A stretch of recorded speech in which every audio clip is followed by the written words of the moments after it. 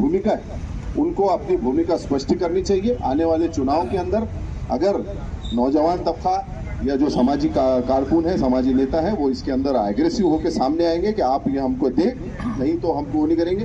क्योंकि जो आज हम देख रहे हैं कि इनके पास सच्चर कमेटी की रिपोर्ट मौजूद है, रंगनाथ मिश्रा कमीशन की रिपोर्ट मौजूद है। एक तरफ तो ये कहते हैं कि हमने ये रिपोर्ट कायम सामने लाई है और उसके बाद उस पर कोई एक्शन नहीं, रिजर्वेशन देने का नाम नहीं है। सब लोग एक जगह आए और इसको अपने हक अगर लड़ेंगे, ना कि किसी के आप रहमो करम पे हैं। पता होगा कि हमने इनका काम ही नहीं किया ना। अभी चुनाव बहुत दूर नहीं है, अभी लोकसभा लगने वाली है, उसके बाद आपकी विधानसभा है, उसके बाद कॉरपोरेशन है। जब आप उनको ये इशारा दे देंगे कि आपने अगर हमको इसमें ये भी कहना चाहूँगा कि जो मैंने जो मीडिया के जरिए देखा उसमें अबू असीम आज़मी साहब ने अच्छी तरीके से इसकी आवाज़ बुलंद की, लेकिन बाकी जो पक्षों की जो भूमिका है वो कहीं ना कहीं गोलमोल नज़र आती है।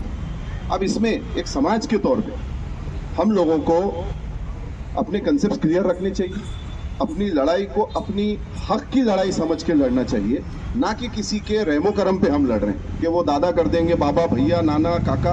अब साहेब ये सबसे ऊपर उठ के आंखों में आंखें डाल के हमको जो है अपनी डिमांड रखनी पड़ेगी और अपनी मांग उनसे मनवा के लेनी पड़ेगी, क्योंकि ये कोई भी ऐसी कोई खैरात नहीं है।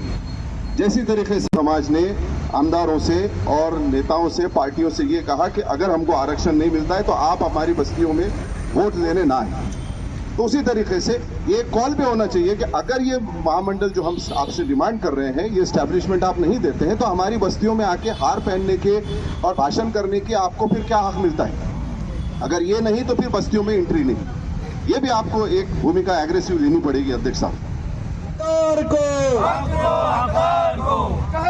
सरकार को वोट हमारा मर्जी तुम्हारी नहीं चलेगी, नहीं चलेगी। वोट हमारा मर्जी तुम्हारी नहीं चलेगी, नहीं चलेगी। वोट हमारा मर्जी तुम्हारी नहीं चलेगी, नहीं चलेगी। कह रहे सरकार को, हक दो हकदार को, कह रहे सरकार को, हक दो हकदार को।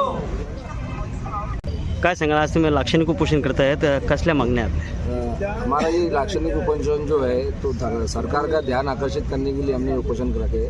जैसा महाराष्ट्र विधानसभा के जो वाड़ी अधिवेशन है उसमें जो है तो मार्टी जो हम पिछले कई सालों से मेहनत कर रहे हैं कि मुस्लिम अल्पसंख्यक समाज को मार्टी की स्थापना कर दो। जैसा पार्टी एससी समाज के लिए काम कर रही है, सारथी मराठा कुंभी मराठा समाज के लिए काम कर रही है, महाज्योति मागास वर्ग के लिए काम कर रही है, टार्टी अमृत के लिए काम कर रही है। ऐसे समाज के सभी घटक को आगे बढ़ाने का काम महाराष्ट्र की गवर्नमेंट की ये जो संस्था है, स्वायत्त संस्था, इसके माध्यम से समाज के तरुण युवा वर्गों को आगे बढ़ाने के लिए काम कर रही है। जैसा कौशल्य विकास हो गया, रोजगार हो गया, यूपीएससी है, एमपीएससी की ट्रेनिंग है, फेलोशिप का मामला है।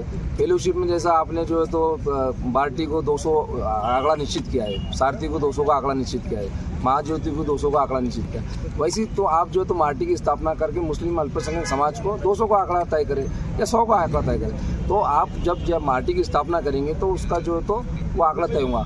और हाल ही में मैं अल्पसंख्यक अब्दुल सत्तार जी साहब का भी धन्यवाद दूंगा कि हमारी जो मार्टी की मांग चल रही है कई दिनों से, उसमें से एक मांग उन्होंने पूरी की है। जब प्रदेश में जाने के लिए विद्यार्थियों को 120 करोड़ रुपए का उन्होंने परसों का जो शासन परिपत्रक आया है उसमें निधि मंजूर किया है। मैं आपके माध्यम से सरकार हमारे लिए सकारात्मक है, आश्वासन भी दे रही है। हम चाह रहे हैं कि वो आश्वासन आप जो तो निर्णय में लो, जैसा आने वाले वाड़ी अधिवेशन में आपका ध्यान हमारे पे आप लाए और मार्टी पूर्ति समिति मार्टी की स्थापना करके मुस्लिम समाज को आप न्याय कीजिए। आपका नाम? मेरा नाम एडवोकेट अजहर पठान, अध्यक्ष मार्टी पूर्ति समिति महाराष्ट्र।